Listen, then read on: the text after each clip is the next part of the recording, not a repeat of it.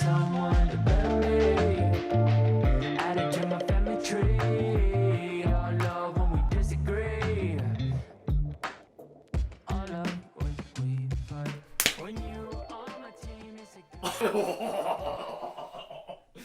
Okay, that was good. That was good. When you on my team, it's a good thing. Hella fun montage movie scene. Watch it all fly by like a dream. It's a good thing. Now we can technically just do this, and I'm curious to think, can we go ahead at some point and just do the Collider Live opening for this, or is that a not okay thing to do? I guess we could. I don't recommend it. No, we're not. Just imagine you just opening that, just sitting here singing, just that'd be one day, not today, but one day we'll do that. But it might as well have been today because we're live right now. Hey, welcome back, everybody watching either live on Twitch or from the recording on the YouTube channel to JMN Joker's Movie Network. Hope you all had a fantastic Thanksgiving. It was last week. We took it off, and I'm kind of sad that we did. It was a good thing that we did, but I missed making the content. I'm your host, Joker, back again with the splashiest of splashes, the evilest of splashes, the Flash. Flash. This is Alec or What's up, Splash, whatever you guys? want to call him. We don't have any cue cards for this, so we just kind of wing it most of the time. Just completely wing it 100% of the time. But Absolutely full send. but we're back. Show number 4. Let's go. Give a round of applause for show number 4. Nice. A month of shows now. About a month of shows, yeah. You know, every weekend, once a week. Well, most weekends. We skipped the holiday weekends don't count, I guess. Holiday weekends don't count because we wanted to do it, but some people don't have the best sleep schedules ever, so we can't get anything done. I don't know what you're talking about. We totally didn't stay up all night. No, that was just me. Sorry, that wasn't you. That was just me. Okay, yeah.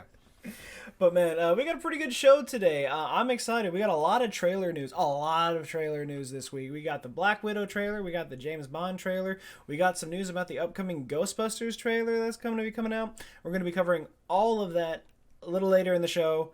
But I mean, it's been about 2 weeks, so you know, we just do as the people say, we just shoot the shit for a little bit. Because we had Thanksgiving. We can talk a little bit about that. And this whole Spotify craze that's going on right now. Your top, Oh, yeah, Spotify Wrapped. 2019, yeah. We could talk about YouTube Rewind, but it's not. I watched it yesterday. I mean, it's fine. It's weird. I mean, they were like, look, you absolutely hate everything else we do, so we're just going to play it safe.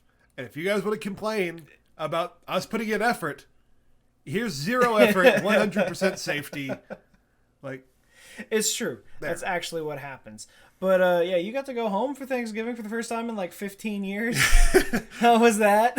first time in like 3 years, yeah, and it was fun. Yeah. A lot of the little ones were around. You know, haven't seen them since they were like that big, and now they're full-grown humans. So, okay. So that's pretty. 15 years will do that. Yeah, man, that's it's crazy. Nah, in reality, it's my been brother's like actually this 45 now. in reality, it's what, like 2, 3 years? 3 years. 3 Yeah. years. Okay, so nothing terrible. Yeah, I think the last time I was home was July, or at least their home, July of 2016. Yeah. I didn't go in August, so that's when we moved here. So, because we typically just do Thanksgiving at my house. Yeah, we just go pile up at your place. And then we'll also go back for Christmas sometime. So, you know, apparently my house is just a place to be. Well, You know, my parents are always like, yeah, bring everyone with you. And I'm like, okay. That's the biggest part of it. Your parents are always just like, yeah, we want them over here. Bring them over. And we're just like, all right, we're not doing I'm anything. sure. I mean, it's either that, you know, because it's like, it's a 45-minute drive. Everyone else lives on the other side of the state. And I'm pretty sure Charlie's parents don't want us ever. Unless they need us to move heavy stuff. I mean, they do like us to move heavy stuff for them. But they've had us over. We had a bonfire there. Like That was a good time. We had a good time there. But yeah, it's really just that your parents are like, yeah, absolutely. Pile everybody on. Let's have some kind of small party and watch movies and Party whatever. on, Garth. I'm like, yeah, absolutely. Every Rock time. on. But I mean, it was good. I went home, had a lot of food, came back with a lot of food. That food is now gone, which is kind of sad. But I mean, it is what it is. And now we're getting ready for Christmas. It's officially Christmas, so everyone that hates it, you can stop hating it now because it's actually Christmas season, even though I started celebrating November 1st. I haven't really celebrated, to be honest. Like, I listened to a few Christmas songs. But... I'm waiting until the semester ends. I've got 2 more finals, and then I'm done. And then I'll probably swing into it. Like every night, I'll probably be like, I'm gonna watch this Christmas movie, and then I'm gonna watch this Christmas movie, and that's just what I'm gonna do until like Christmas. And then after that, I don't know what I'm gonna do. Well, Charlie and I do have a list of Christmas movies ranging from great quality classics. See, that's the thing, though. Absolute trash cans. I have a list of movies that I actually enjoy watching. You have a list of movies that are so bad that you actually label it under movies we will watch when drunk. We do have that list. This one is just going to be Hallmark Christmas movie list. I'm out. And yeah, I'm looking forward to it greatly. Every Hallmark movie has the exact same plot.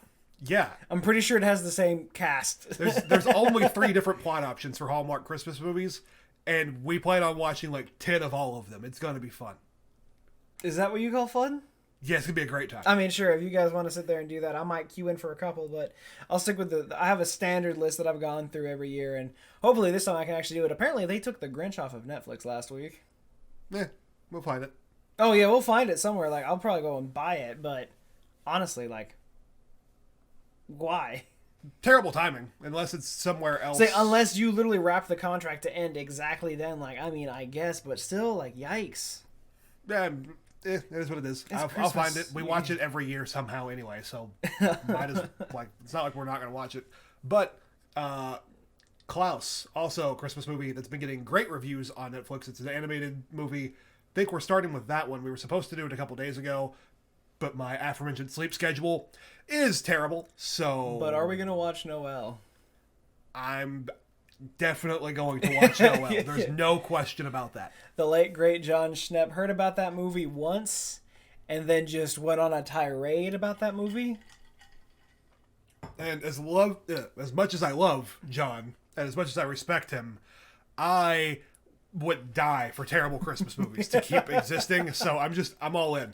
I haven't actually. I know there's like a 8-minute video of him ranting about it, and I want to see it so bad because I've actually yet to sit down and watch that. But I know it's like, just because the premise of the movie is pretty stupid. Like it makes it like Santa's retiring, his son has to take over, but he takes a vacation, becomes a yoga instructor or something, and Anna Kendrick's character is like his sister, and she has to go bring him back so Christmas can go on. And I'm just like, who comes up with these plots? I don't know, but it may just be that I'm partially in love with Anna Kendrick and have been since like pre-Pitch Perfect, so that might have something to do with it. But another thing for me too is like, even though it's a weird sounding movie, that's probably one of the better plots I've heard. Because I remember, I think last year when we tried to watch all those terrible Christmas movies that were just listed on Netflix. Yeah. I can't remember any of them, but all I remember was the one that started with a woman busting into a hotel and her husband's having an affair. She walks in. We're not 5 minutes into the movie, and she goes, "Your dad died." And I'm like, he's having an affair and his dad's dead. We're 5 minutes into the movie. What a plot. There was the... It was like everything that you see in like a typical like Days of Our Lives episode or something out of Grey's Anatomy for that matter happened in 5 minutes. We still have like an hour and a half of the movie left. Then there was one with like a furry situation I went to bed on. before you guys watched that. I saw the one that was like filmed on like an iPhone about a horse.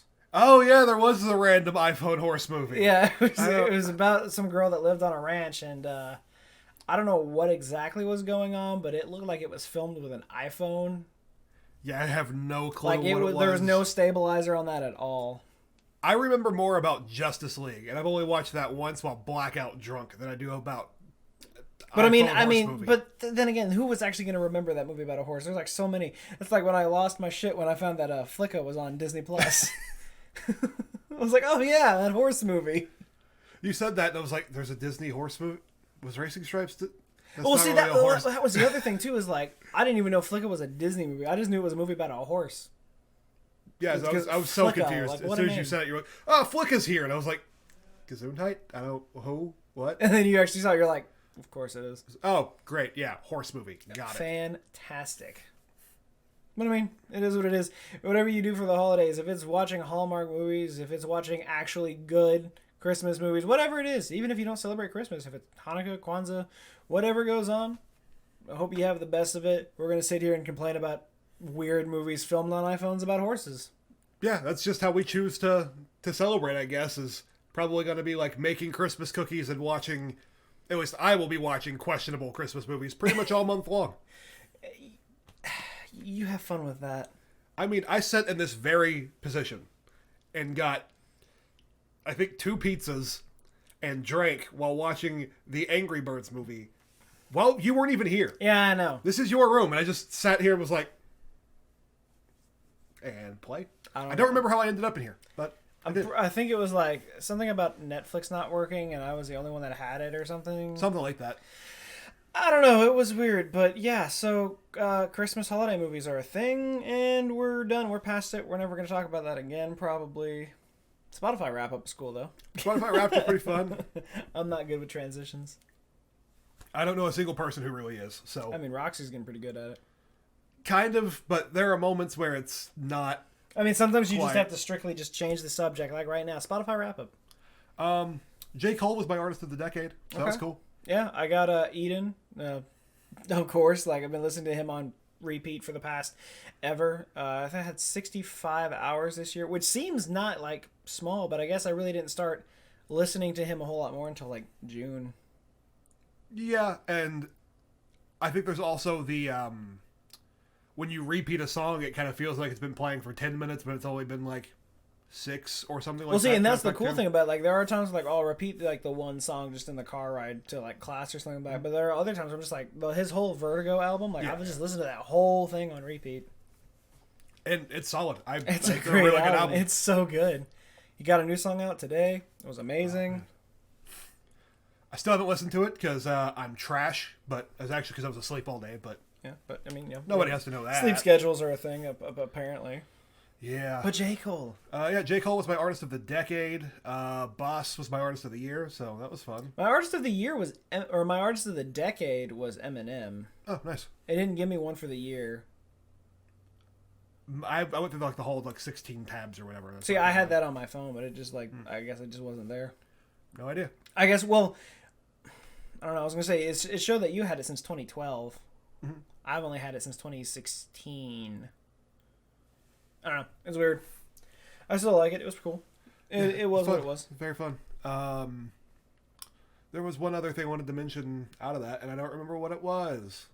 Oops. Your random, like you had the one random song that didn't fit the. Oh, yeah, that didn't fit the bill. I think most of my stuff it registered at like 60% pop rap was my category. I had a lot. breakdown. Yeah, mine was pop rap and just pop music in general. Yeah, but Actually, the top one was like post grunge. That was the top one. EDM made it into mine, and I don't listen to a single EDM song, so I have no idea how that got in there. I mean, there are some artists on Twitter that are talking. It's like apparently my music is pop rap. Like, what the hell is that? And there are some artists that are like, why is my music coming up as post grunge when it's clearly pop rock? But I guess I don't know. Spotify's just taking it into its own hands. Yeah, just random labeling, because I looked at it and it was like, Good Things Fall Apart with Millennium and John Bellion is probably the closest thing to EDM that I've listened to this whole decade on Spotify.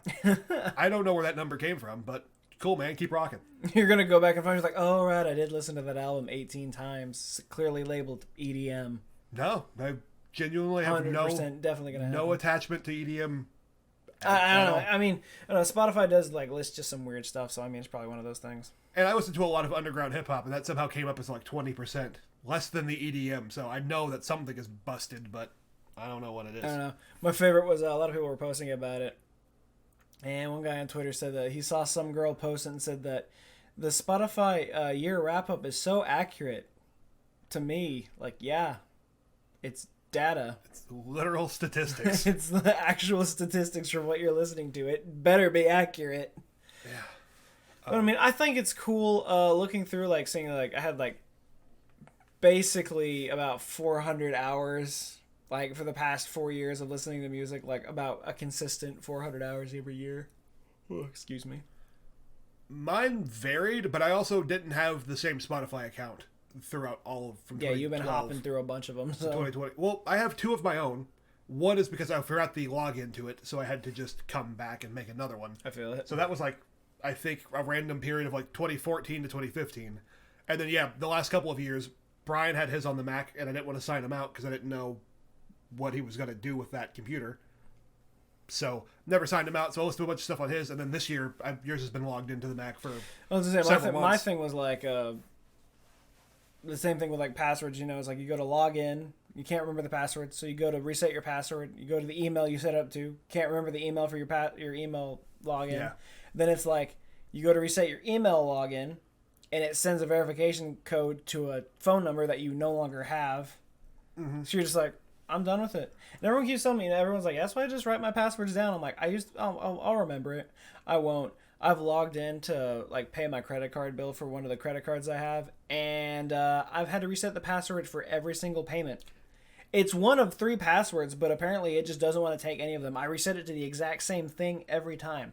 So every time I go in to pay for it, I use that exact password. I know what it is, still have to reset it every time. I don't know what the deal is, but it's so irritating. I have like 12 passwords that I just kind of bounce around. And eventually I'll get it. Like, I was gonna say, it's gotta be one of these 3, so... Yeah, it's like, I'll start and I'm like, okay, for this website, it's definitely either this one or this one. Now, there's a variant on the first one, so I have to try both of those. And if that doesn't work, then it's definitely the second one. And I have to kind of do that for every website that I log into. Unless it's like the main 4 or 5 that I use, which I have, memorized. But I mean, if that's the case, then yeah, that's fine. But I mean, most of the time I'm like, it's got to be this one. Okay, no, then it's this one plus this. No, it's not that. It's this one plus this. And then it's like, you've been locked out for 24 hours. I'm like, then I guess I'll just have to deal with these late fees. Because I don't know my own passwords. Totally on me, but I mean, I don't know what it is. Yeah, I remember getting completely locked out of my my Twitter for like a month because for some reason it did not believe that my email was my actual email. Like, I went to verify it and it was like, cool, you verified your email. And then I logged in the next day and it was like, hey, we're having trouble with your email. And I was like, well, let me make sure somebody didn't like somehow change it underneath me. Nope, same one. And I hit like resend verification link and nothing happened. And I was like, well, this is weird. I don't really know what's going on. How do I fix this? I kind of need my Twitter. What the hell is going... Okay, resend confirmation link. Okay, that's not working. Change email. Went to a new one. Send verification link. Didn't arrive. I was like, well, I already verified it yesterday. But apparently I need to re-verify it. But it's not working. And I was just signed out for trying to log into my own account. And now I'm just banned. I just can't get in. It took like a month of using a different Twitter and then eventually getting a hold of one of the Twitter support users, like one of the actual people on Twitter. I messaged him and he's like, that doesn't sound right. Let me try to fix that for you. And like a week later, he's like, hey, I think I figured it out. And I was like, great. It's only been 5.5 weeks. I've never had anything that extreme happen. I typically get it figured out within... Actually, the one thing I do hate is like anytime I have an issue, whether it's on Twitter or even if it's like PlayStation Network, it's always on like Friday at like 8 in the evening. And their office hours are like Monday through Friday, but Friday till like noon. Yeah. So it's like, great, I have to wait like 3 days until I can actually hear back from someone, only to have that, like, to get a call at 8 a.m. on Monday, to have it resolved by like Wednesday at 4 o'clock. And I'm like, I hate it. Yeah, that happens way too much. For me, that's only when it happens. It only happens at times when I can't get in contact with someone to fix it immediately. That happens to me with PlayStation. Everything else has usually been fine, but for some reason PSN's like, yeah, no, we're just going to crash randomly as soon as the office closes. Sorry. Yeah, and then they're like, oh man, that's I'm going to hate coming into work to fix that. But I mean, like, I'd feel it. I'd probably be doing the same thing. I'd be like, well, good thing I'm off for 2 days and I can figure out why this possibly happened. Let me get the manual real quick. No, it's not that. Nope, definitely not. It could be that one, though. I don't know. What's your verification number? Let me just rip my PlayStation out of the wall real quick. Yeah. Oh, man. Passwords suck. One thing that I did catch right before we started the show, I don't know why it's trending. I just know that it is. Hashtag We Want Stargate is among the top 5 trending things on Twitter right now, and I haven't done my Googles to figure out what's going on. I'm assuming it has something to do with Stargate Command, because that seems to be where the Twitter community is for Stargate. But as a big Stargate fan, I support whatever's going on. So it just know I'm with you. Solidarity. 2 cents. I saw you looking at that. I saw it over your shoulder. I was like, we want Stargate. I was like, oh, is there a new Stargate thing coming out? I know nothing about it. I have no idea if there's something being canceled or if something's on the table and they're like rallying for fan support. I just know that it was randomly trending, and I love the movie so much, and I love SG-1 even more. Yeah, I'm here for Stargate. So I mean, hey, I'll be here for Stargate too. Like, I try to watch it. It's not my thing, but I mean, like, I'm all for more of the fandoms that people appreciate, as long as it's not like something weird like Twilight. even then, Twilight, like, if you like it, sure, go like it. Don't bring it to me, but you can like it. It's fine. Don't be mad when they cast someone you don't like. It is what it is. But no trailers for Stargate, but we got trailers for some other things that are pretty cool. Before we get into the big ones, I finally got to see the trailer for Honey Boy. The Shia LaBeouf story. Yeah, that comes out this weekend, doesn't it? So I think it's actually in theaters like right now. Yeah, I think it might be in theaters right so now. it hit US today, I'm pretty sure. Okay. Again, Amanda was tweeting about it. She's like, go see Honey Boy. And I'm like, okay. It looks fantastic is all I've got to say. All right. I have always liked Shia, even when people were like, he's going off the rails, yeah. He's crazy. I didn't, no, he seemed I saw him in Holes when I was in like 3rd grade. And from there, I was just like, yeah, I like the guy. Yeah, and it's like, at that point, it was easy to root for him. Even Stevens, Holes, like, So he was I'm on pretty top sure of he it. was like the first actor whose name like I actually knew. That makes sense. Yeah, it was like Shia LaBeouf. It was like instead of like the easy ones, you know. I think the first one I knew, weirdly enough, might have been Ray Romano. Okay, that's kind of fair because when you're in one of those situations where it's like again, like I can't think of the Bernie Mac show. Mm-hmm. It was like it's his actual name. He plays like himself. Yeah. But I think it was before I saw Everybody Loves Raymond, so You just I don't know. you don't know how it probably Yeah. just in passing. It's like Ray Romano. I can remember that. Yeah, I think I just saw his face and was like, wow, that guy looks weird. And then I was like, yeah, that's Ray Romano. And then just like stuck in my head. See, that's what happened. Like when I was watching The Irishman, which was fantastic, but Still haven't watched it. Oops. there, I was like Ray Romano was in it, and I was telling everyone, I was like, yeah, it's got a great cast. You guys got to see it. It's a Martin Scorsese movie. It's got Robert De Niro, Joe Pesci, Al Pacino, Ray Romano, and everyone was like, oh, Ray Romano, so glad he's in there. Yeah, I'm gonna watch it exactly for him. I was like, you're missing the point, guys. Come on, it's Ray Romano. Everybody loves him. Any other trailers? We got Bond. We've got Black Widow and Bond that I saw. The Mulan trailer came out. It's Mulan was the one I was getting looking for. a lot of flack. I've seen nothing but positive reactions to the actual trailer. Stuff around the movie getting a lot of flack. Yeah, I was gonna say I'm not like I'm getting a lot of flack for the trailer too, mainly for the lack of Mushu being in the trailer, and then it's everyone else saying they're following the original story. Mushu's not gonna be in it. Oh, I don't give a single shit about people who let Mushu in this movie. No. And then there's the flack around everything. Apparently, the main actress playing Mulan is obviously from China, but she's for the stuff that's happening in China right now. She's like for the government trying to control. Yeah, she spoke. I don't know to the what's government. going on. Apparently, that's a bad thing. I'm not well researched enough to actually have an opinion on it. I know China's not having a good time right now. At least Hong Kong's not having a good time right now. Yeah, like I know there's stuff going on over there. I don't know the specifics, so I haven't been speaking on it because usually I'm pretty well versed in these things. I'm the type of person that will go find out what's going on, exactly why people should be, supporting or going against government causes, or like in the case of like insurgencies and things like that. Like I'm usually pretty well versed. This time I just don't know enough. Just flat out. But as far as like the actual movie goes, that all the comments I'm seeing are the typical people like, oh well, they're not going from the original story that Disney did. This is for kids. The kids are going to want to watch this. I'm like, the kids that watch the cartoon Mulan are now our age, and they're gonna watch it knowing that. They're very clearly advertising this movie to be like, hey, this is war story Mulan. This is not Eddie Murphy Mulan. This is the actual story of Mulan. Yeah, it's like watching the trailer, it was the score with Reflections, I think is the name of that song. Yeah. Oh man, that did something to me. It was in the heart. good. That was real good. I was gonna say, and like when I saw the first trailer, I was like, I can get behind this. Disney's on this train right now where they just want to keep pumping out their live action content, which is fine, even though I'm really confused about what happened with Cinderella. Like, I remember the movie getting advertised. The movie got a lot of hype. It came out, and I never saw anything of it since.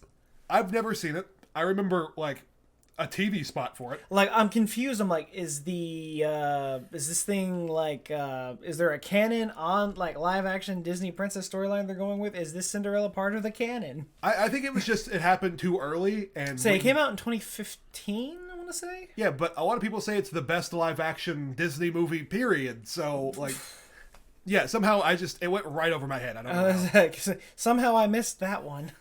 Yeah, don't know why. My favorite of all of the live action things, probably still Jungle Book, maybe. I didn't care for the Jungle Book as a kid, so probably not the same. I didn't really I liked the animated movie enough, but it was never one of my favorites. Beauty and the Beast was good. I watched it once, don't really remember it. And Aladdin got a lot of positive reviews. I liked Aladdin a lot. Knocked it out. I liked the music in Aladdin a whole lot more than I thought I would. Yeah. It's fun. Arabian Nights was mwah in that movie. It's beautiful. I mean, and again, like Aladdin isn't even one of my favorites, but like the movie was good. Like I can appreciate like the work that went into the movie. So. As far as Disney properties go, Aladdin was probably my favorite Disney movie. Okay. Pre-live action, and I think the live action does enough to make it different and improve upon itself a little bit that it's completely viable in my eyes. People were complaining like, "We don't need this. Who asked for this?" I didn't ask for it. Still went and saw it live, and I say the same thing about everyone that's like, "We didn't ask for Solo. Who asked for it?" I'm like, I didn't necessarily ask for it, but I enjoy the movie anyway. There's still stuff I'm not in love with in that movie, but there's also stuff I'm not in love with all of the Disney stuff either. Yeah, it's like it's all fine. Like I don't think I'm ever gonna have a movie that I'm like 100% perfectly okay with, actually. But I mean, who knows? Infinity War, perfectly 100%. Spider-Verse. Okay, that's fair. Yeah, I've got a couple of them. 8 Mile. 8 Mile. Yeah. I thought that was gonna be your number one. Yeah, like I said, it's infinitely rewatchable. I don't care what anyone says. But that's the best part about Disney owning everything now is when people are like, "What's your favorite Disney movie?" I can say Star Wars, and you can't tell me I'm wrong. I mean, it's owned by Disney, therefore it's a Disney movie. It's owned by Lucasfilm, which is owned by Disney. It is owned by Disney, therefore it's a Disney movie. But made by Lucasfilm. But it's a Disney movie. Except it's a Lucasfilm. Leia's my favorite Disney princess. Well, that's fair. Okay, cool. Yeah. So, talking about properties that Disney owns, we got a trailer for Black Widow earlier this week. Mm-hmm. Wasn't expecting it, and I don't think anyone was actually expecting it because they tried to be sneaky with it and dropped it at 3 a.m. I was expecting to get something from Marvel. I didn't know what we would get. See, and I love how I called that because right before I was like, we had our last episode, we had a lot of DC movie news. I was like, tune in next week, we'll probably get something Marvel related, and sure as hell we did.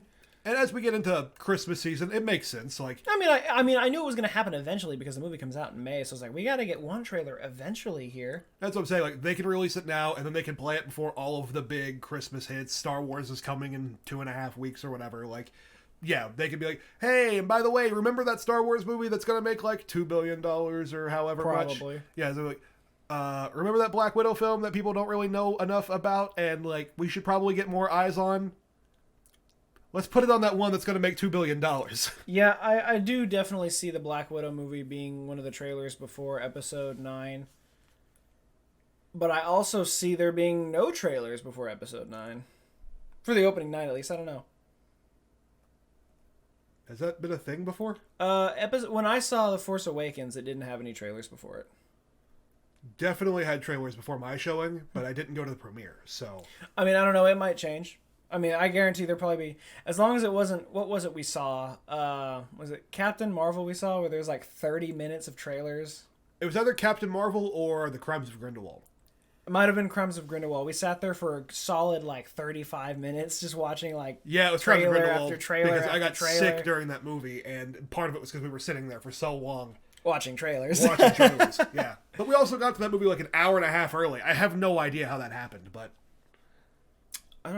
I'm not sure either. I don't remember standing in line for the movie. I remember when we got to our seats, but other than that, nothing. Yeah, we got to the theater and we thought we were going to be standing outside for a little bit, but they just took us right in and sat us down. And we were there for like 3 hours. They did that for Endgame too. Yeah, we stood for like a few seconds. And there was a big line, but they brought us in like a whole like 2 hours early. Mm-hmm. So we're like, anyone got Netflix trying to watch Infinity War real quick before this movie starts? We literally could have gotten through most of it. But we got the Black Widow trailer. I watched it about 10 times now, just trying to make sure I didn't miss anything. What is something you saw instantly that you're like, ooh, yes, this I like? Florence Pugh. Okay. She's been in everything this year. Yeah, and She is just killing it, and she's still got more stuff coming out. yeah, and I want her to be in everything pretty much. Sorry. Oh, I hit the mic. Yeah. Other than that, that's really all my only comment on it. I watched the trailer twice. I'm interested in David Harbour's storyline. Red Guardian thing looks pretty cool, but no early judgment on it so far. See, here's what I'm so confused about is like I knew that this was supposed to be a prequel. Obviously, if you haven't seen Endgame, spoilers, I guess, but she's kind of not alive anymore. Soulstone, questionable things. I don't know. I don't think they're bringing her back. But I knew it was going to be a prequel. But everything I had ever read and everything I was listening to and said it was supposed to be like a prequel that takes place in like the 80s or the 90s. I was like, okay, is this going to be alongside like Captain Marvel? Because I know it was like it's talking about like the Black Widow program. And there's a lot of talk with Rachel Weisz's character. I'm like, is she supposed to be part of this too? Is this like an early thing and it goes in later? But then, you look at it and you're like, well, Scarlett Johansson's character is not that old. That wouldn't really make a whole lot of sense. I guess if they're doing like flashbacks, then sure. But then so I was like fully expecting this to be like 80s, 90s confusion thing. And I was like, okay, sure. But no, it takes place directly after Civil War. So I was like, I missed that one. I don't know when that news came out, but I missed it completely. When it first got announced, I think the rumors were like it's supposed to be in the 90s or something like that. As we got closer to release of this trailer in the last couple of weeks, I kept hearing like, hey, it seems like Black Widow's probably only going back like maybe 10 years, and then that obviously was... Well, and that was the other thing, because everyone's talking about the trailer they showed at Comic-Con. It was exclusively for Comic-Con. Everyone was making comments like, oh, we saw Budapest. We're going to see more Budapest. We're finally going to see this. And I'm like, great. So it is... I thought it was going to take place during that time. But then I was like, okay, well, it's taking place after Civil War, which is definitely after all the Budapest comments are made in the first Avengers film. So what's going on there? I don't know.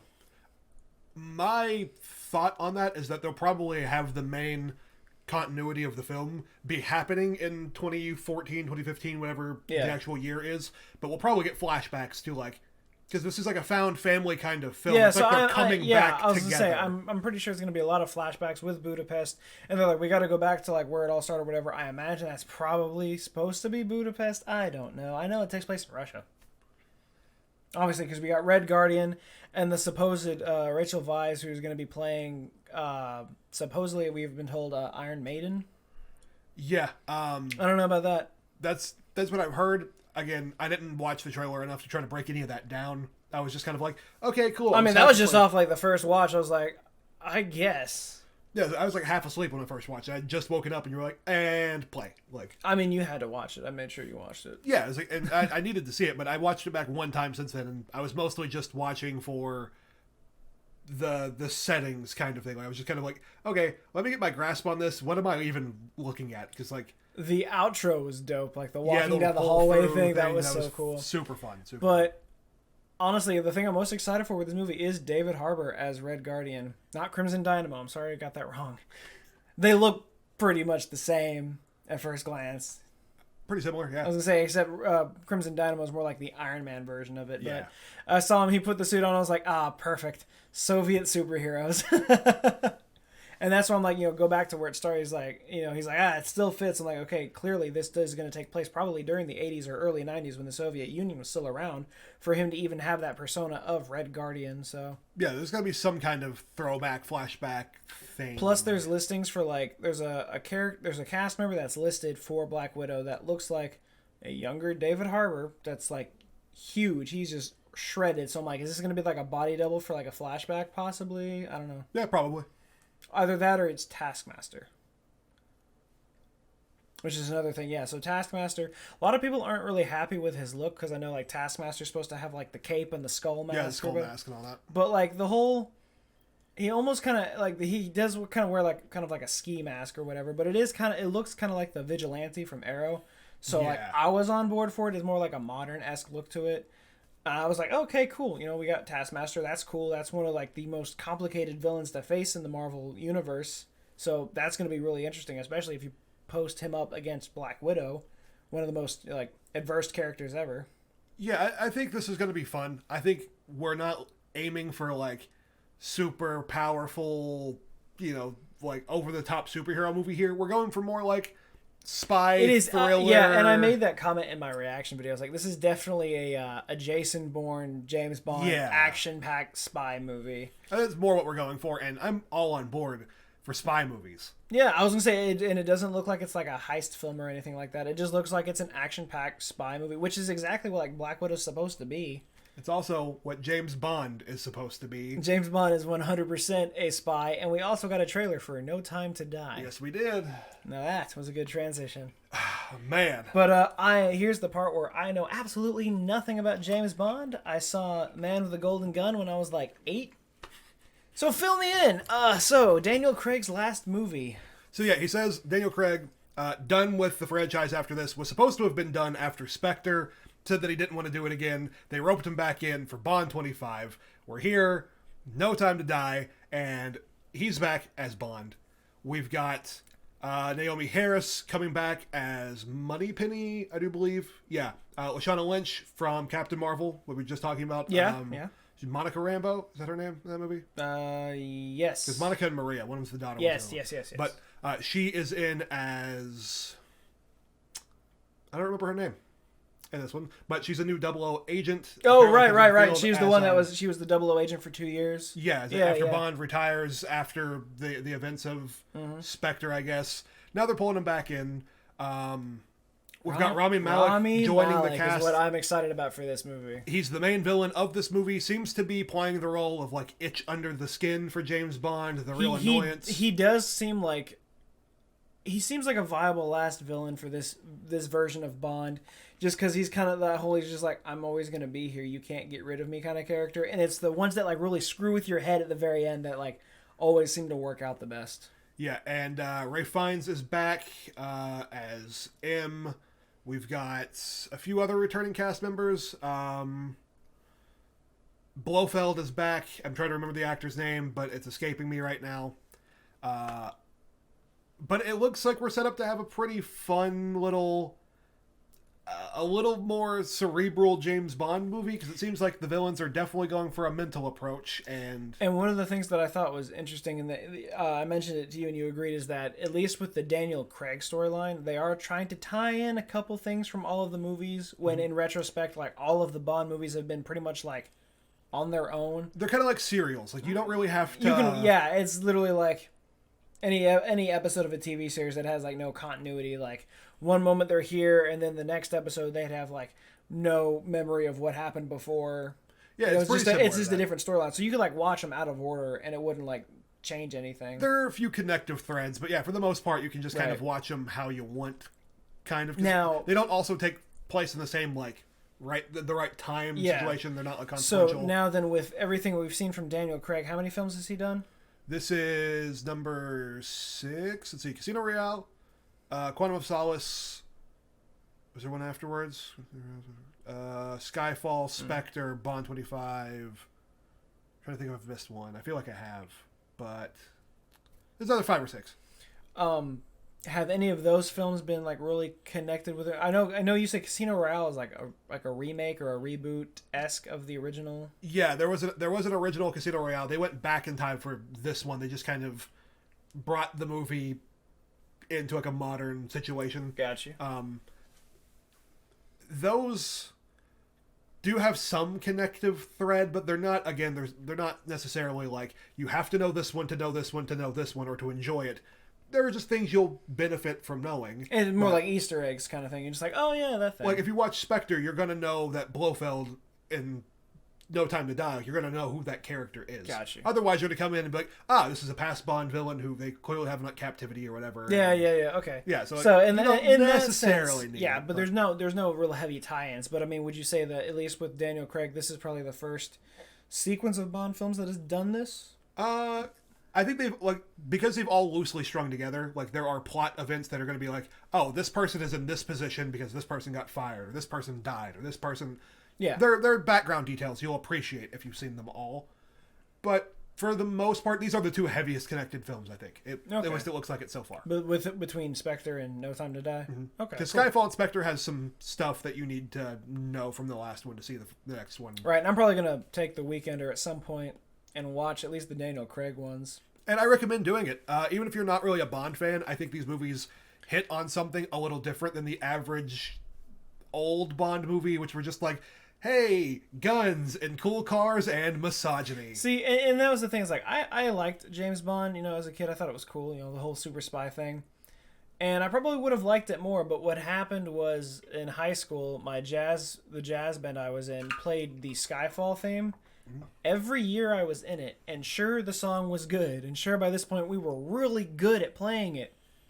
But damn, if it didn't just, dry me out, and I was like, I never want to hear Skyfall again. I never want to hear Adele's voice ever again. I don't care about James Bond ever again because of this song. But this trailer kind of had, it had that whole the ba-da-ba, ba-da-ba, ba-da, and I'm like, okay, I'm kind of feeling it. And then you had, car with the miniguns out of the headlights, and I was like, okay, yeah, this is the super spy action film that everyone knows and loves. I kind of want in on this now. Christoph Waltz is what I was trying to think of. Right, yeah, Christoph Waltz, because he was Colonel Hanslander in Inglourious Basterds. Yeah. So he's another one of the returning cast members. So like I said, you'll benefit from knowing that kind of stuff. They didn't give away, contrary to what some people are saying, they didn't give away the whole movie in the trailer. I watched it, and I'm really good at figuring out plots. I can understand where people are like, oh, well, this is clearly going to happen, and this is going to happen. You think that. But in reality, the movie's going to do something. They're purposefully misleading with these trailers. For sure. Looking at it, and you know how I am when I'm watching a movie. I'm like, yeah, it kind of irritates me. Like by the end of the first act, I'm like, I know how this is going to end. It's just something that I can do. I study narrative. I'm pretty good at that. And this is a classic, this is going to be a diversion. Something's going to happen.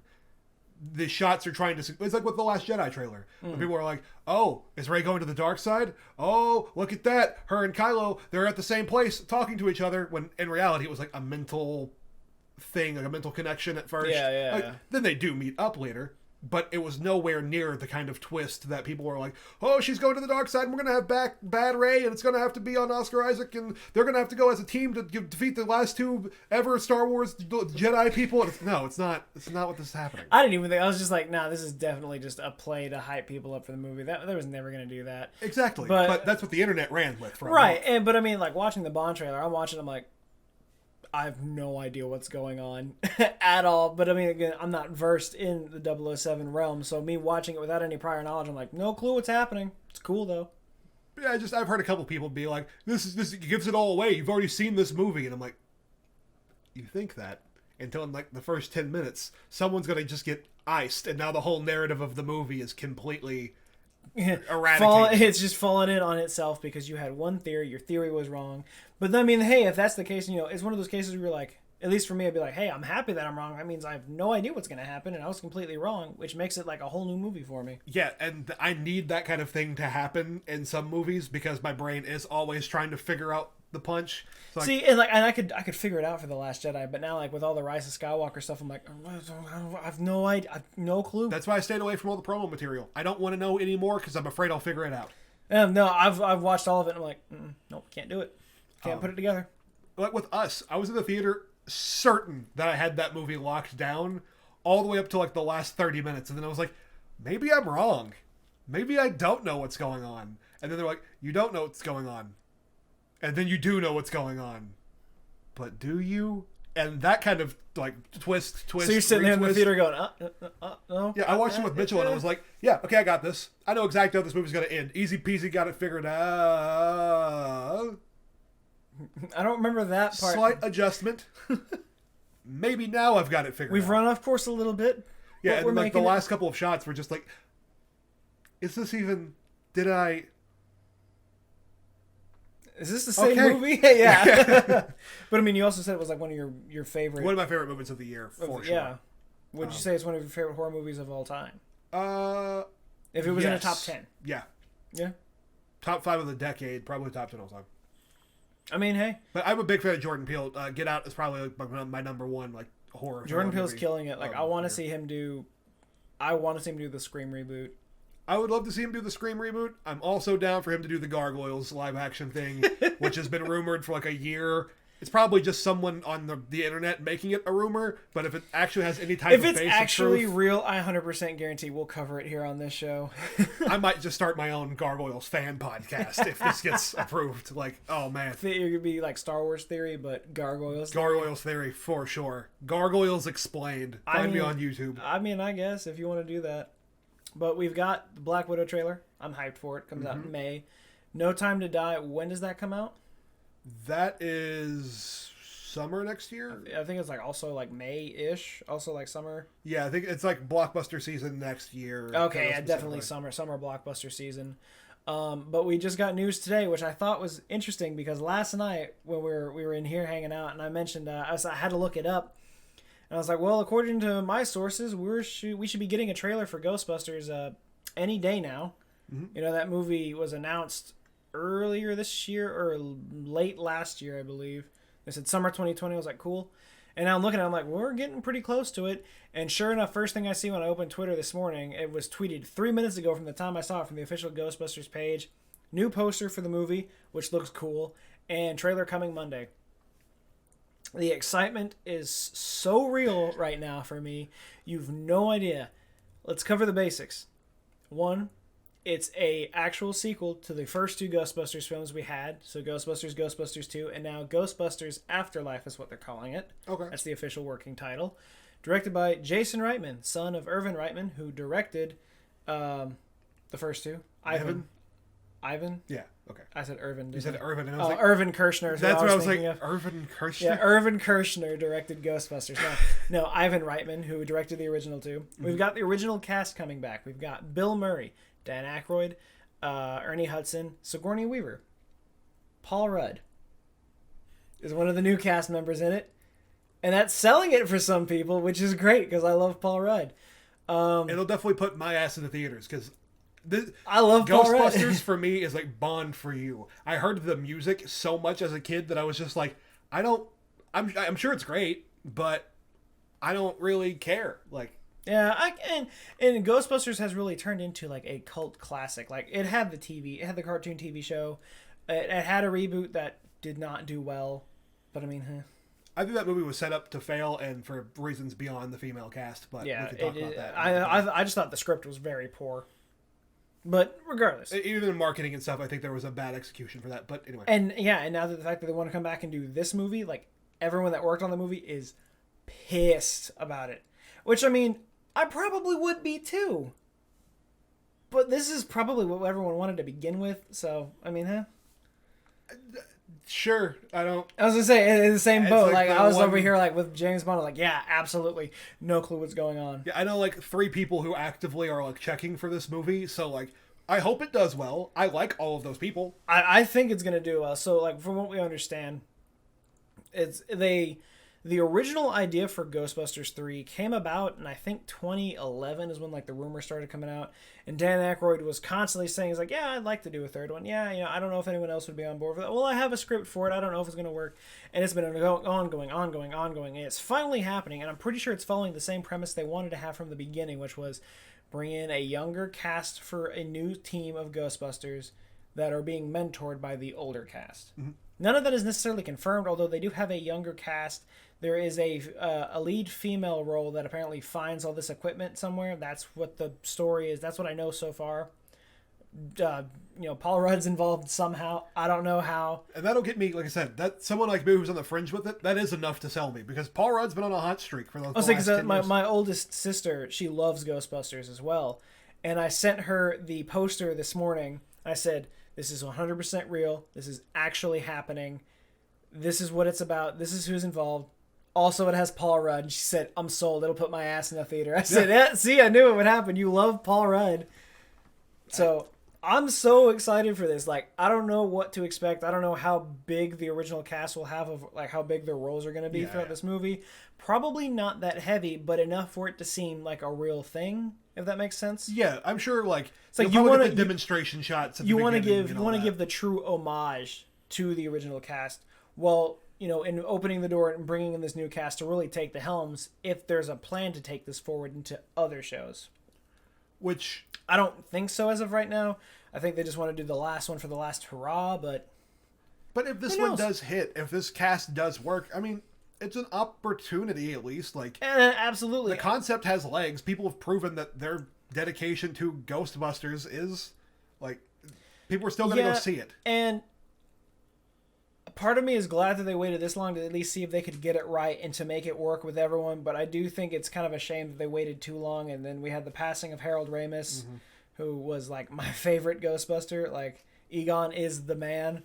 So I hope they at least do something for him in the movie. I'm sure they will, 100%. Yeah, I'm sure. But it's just like, it kind of sucks that they had to wait that long for it to end up like it is. But I mean, yeah, that's always kind of sad when you've come into something as this like big family group and then you lose someone. and then It's never quite the and that's same. what shut it down, because after they were talking about wanting to do it, he ended up passing away. And then they were kind of on the fence about it. And then, Bill Murray didn't want to do it. Then Dan Aykroyd was going to go into retirement. Ernie Hudson is doing whatever he wants. Ernie Hudson is just killing it and everything he does. Showing up in Arrow. He showed up in Arrow, and we were just like, yeah, Ernie Hudson, let's go. Hell yeah, Ernie Hudson. And I mean, he was also one of the main actors that really took on his role and is the one that goes to all the conventions goes and all the everywhere. fan meetups.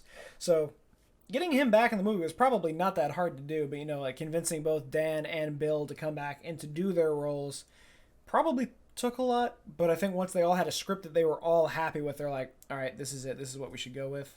That's what I think. It probably wasn't that it took so much to convince them. It probably just needed the right script and the right people. And one of the things that is drawing me into this movie, for someone who has seen the first Ghostbusters several times, seen the second one A couple times. a handful, yeah, like as a kid I definitely saw it a few times. I think we've watched it once here. Yeah. But knowing that Jason Reitman is working on this movie, that's what's really drawing me in. I love seeing that kind of hand-it-down storytelling. Yeah, and I don't think, other than Ivan, I don't think anyone would be more perfect for the role. Yeah, especially since, as a kid, Jason was on the set every day watching his dad work and make this movie. So, other than Ivan, I imagine Jason probably knows it better than anyone else, besides possibly, Dan Aykroyd. But Yeah, it's like, obviously, if there's people who were involved in the writing process and all that, they might know something, but as think far about, as how it works, yeah, it's like, if you think about being a kid and growing up in that environment, one, you've got that kid brain. You're sponging up everything. Jason could probably tell you like down to the inch like where everything was on some of those sets. probably. Because I remember being like, even in my mom's days of work, when she was a nurse back in Virginia when I was super young, every time she'd bring me in to like pick up something from her office or something, and I'd walk in and be like, even now I can look up and know exactly like, well, the poster board was here. Yeah, she had her notes here, like all that stuff. I can remember that, and that wasn't anywhere near as like fascinating as Ghostbusters. Right. Like seeing a full live Hollywood production come to life. So I'm sure he has that kind of like innate ability to channel some of that. And plus, when you grow up with someone who creates this, as a kid who also clearly loved it, imagine how many questions he's asked over the years. Imagine how many things he has answers to that we'll never even know.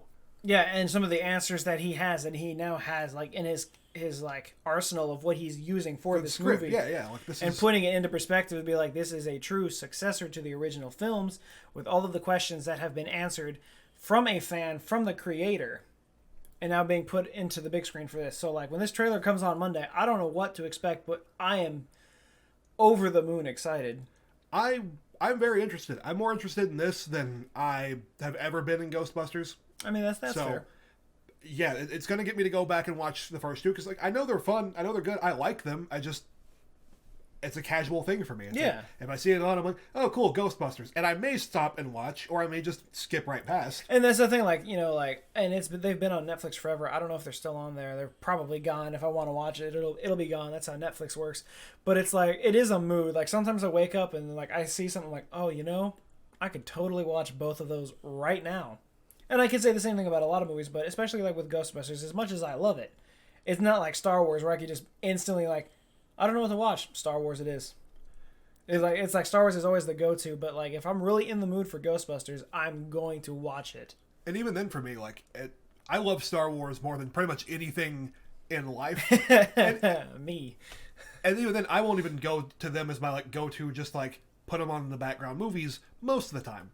It's changing a little bit more with the new sequel movies and Rogue Right. One and stuff. Now that we have greater variety in them, yeah, it's becoming easier for me to be like, huh, I really liked the Scarif battle. I kind of want to watch Rogue One. See, and that's the thing I like about that with Star Wars, because you had 1 through 6, which I burnt everyone out on as a kid because that's all I watched, and now you get all this newer stuff in, and then you really watch the new stuff to get caught up and make sure you know everything as well as you know the original stuff.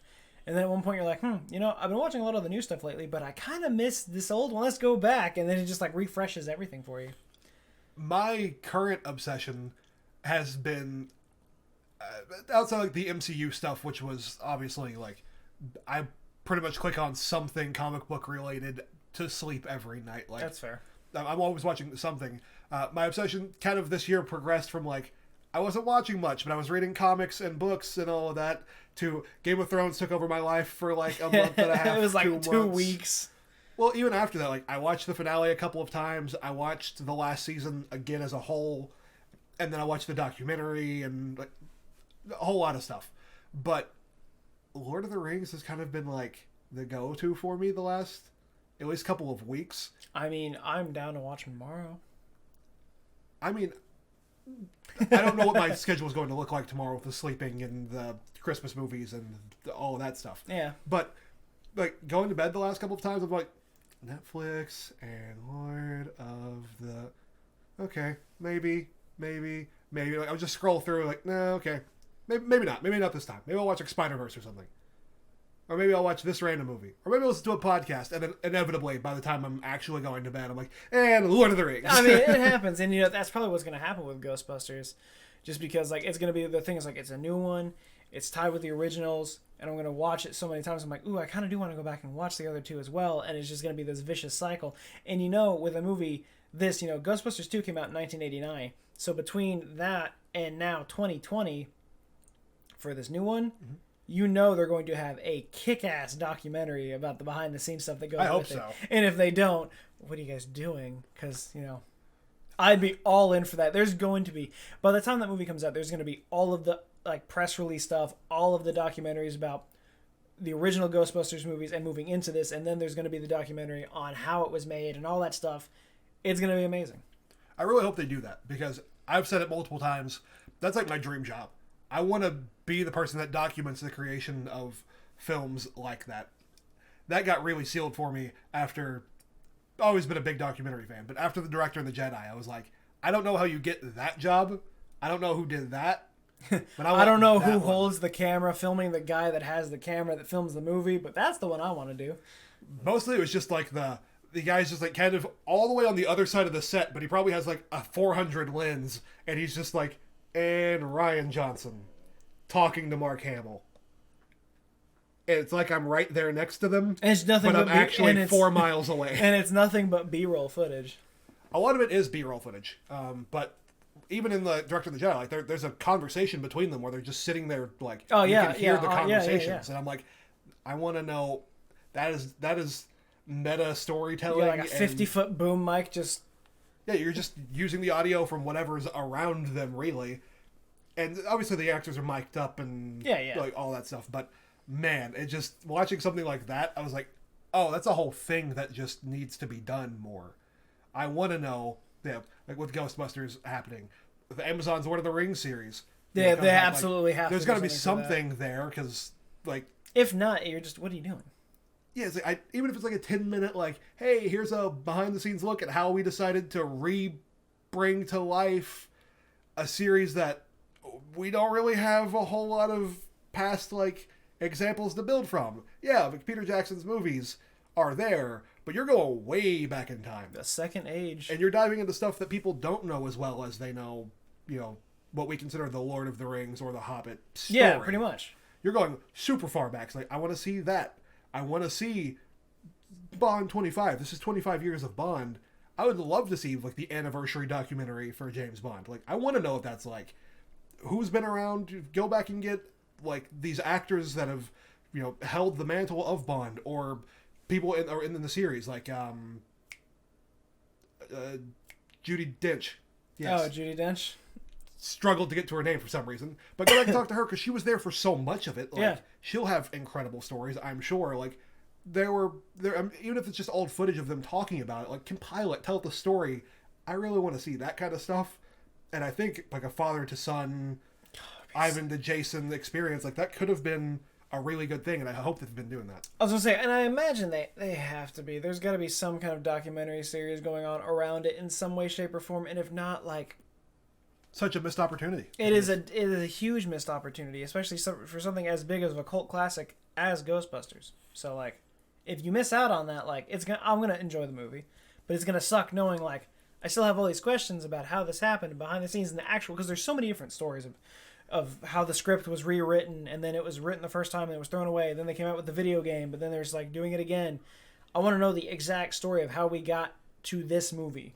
Yeah, I think that could be its own situation. Like we just watched the is it Building an Empire or Empire of Dreams? Yeah, Empire of Dreams, the documentary series on the original trilogy, came out in 2004. We watched that on Disney Plus. Which again, that was made and brought out in preparation for Revenge of the Sith coming out. Yeah, and I think that kind of story is fascinating. I think Marvel probably has some good documentary footage from the last decade of building up their films. Absolutely. I'm sure they have some incredible stuff there. I'm more interested in the human elements of how do you construct a narrative like this. Yeah. And like you were saying, that like 30-year gap from our last Ghostbusters movie to now, yeah, I'm very curious on how this happened. Well, I guess not last Ghostbusters movie because the other one came out. But right, but as far as in continuity. Yeah. And again, even actual physical time is still 25 years or whatever. Yeah, it came out in, 2016? Yeah. So, however many. But, like, that's a fascinating story as well. As like, include that, too. Like, I want to know at what point where they were like, yeah, you know what? Let's blow the whole, like, continuity thing. Let's not do the actual third movie to this one. Let's try something new. Let's give them a new look. How did that happen? Who got the rights to that? Where did this cast come from? When did they decide to go all female? Like, I would love to know all that story because for sure, people hate it. They're like, oh, it's just a bunch of girls wanting to be the Ghostbusters. It's dumb. Get your own characters. They literally did get their own characters. They just put them in the same universe. And to make things even more like, hey, this isn't the same thing, they didn't even put the other guys in their old roles. They were just like, they're here, but Dan's going to be a mailman. and that's the thing about it is that they're like talking about it now, and they're like, they're still. Jason has mentioned that he's like, the 2016 Ghostbusters, it still exists. It's still a thing. But it's like in an alternate universe compared to the original Ghostbusters line. That's why the original cast had roles in it, but there was cameos as different people. Like, of course, again, Harold Ramis had passed. He had a bust in one of the colleges as a memorial. Mm-hmm. Dan Aykroyd's character was he was a taxi driver. Bill Murray was a skeptic who did not believe in ghosts. Yeah. And I don't remember what Ernie Hudson's role was at all. I think, I might be wrong. It's been, I watched the movie once, and I'm pretty sure he was the uncle of the Ghostbuster that got them the car, the hearse Cadillac. Right. Yeah. But I think that kind of thread of 27 years or however long, that's interesting enough. And then for them to be actually like, hey, canonical third installment, that adds a whole nother wrench into all of it. That I'm like, there's like 6 different levels of storytelling to go through, including the passing of Harold Ramis, which I'm sure they're going to have to touch on if they do tell the story of it. So, like, yeah, there's a whole lot of, like, I want to see that there, which I'm sure we've said that enough that the point is made. But, like, yeah, but just put it there, like, make it a thing. Actually make it. Allow me to watch 100 times over. Because even if this one does, come out to middled box office success, you still have a hardcore fan base that's been asking questions for 25 plus years. Yeah, and they put out like a 13-second teaser months ago, and that alone was enough. You saw the wind blow the tarp off the car, and everyone went, that's all I wanted. That's all I need. Yeah. Everyone was just instantly back on, and I was like, yeah. So for this first full trailer coming out on Monday, like, I'm so excited, especially since I don't have to go into work until 12:30, so I can just wake up early, do my reaction to it on my channel, and then be like, duh, for the rest of the day. Just kind of I'll be in Ghostbuster mode for the rest of the day. Was there another trailer out? No, we already covered Mulan. So probably I didn't watch anything else that came out. Already mentioned Honey Boy. Yeah, I think that's all I got on trailers. Yeah, I mean, that was pretty much it. It's a fantastic week for trailers. We got one more on Monday. But I think that's it for this episode. Yeah, I think so. Show number 4 in the books. Guys, I cannot express how happy I am. A lot of the feedback I'm getting on this is actually really well. People are being very supportive of this. And even if there's not a lot of viewers yet on the live shows that we do, all the recording views that we get on YouTube, they're doing fairly well, especially for hour 5, hour 10-minute shows that we have. The people like the podcast stuff, so we thought we'd give it another try, and so far I'm liking it. So thank you guys so much for sticking around and watching. If you're watching live on Twitch or if you're watching the recording on YouTube, thank you so much for stopping by. We appreciate you. That is going to be it for show number 4 of JMN. Don't forget, we're going to have my reaction to the Ghostbusters trailer on Monday morning or whenever the trailer drops. I'm assuming it's going to be Monday morning, so stay tuned for that. But until then, we will see you guys next time. Thank you so much for stopping by.